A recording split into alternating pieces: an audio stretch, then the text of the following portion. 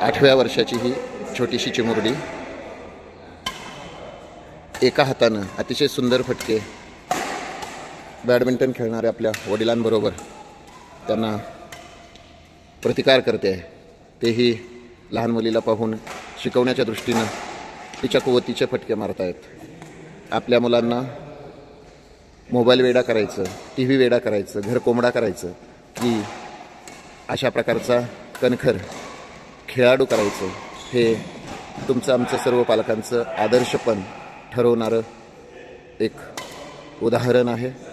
आणि आपल्या मुलांना इनडोअर असो आउटडोअर असो पण घाम गाळणाऱ्या अशा खेळांमध्ये प्रावीण्य मिळवण्यासाठी आपलं पालकत्व कसाला लावणं आजच्या काळाची गरज आहे. आणि मग कणखर मनाबरोबर कणखर शरीराची पुढची पिढी घडेल आणि निश्चितपणे हे एक आपल्या समाजासाठी भूषण असेल.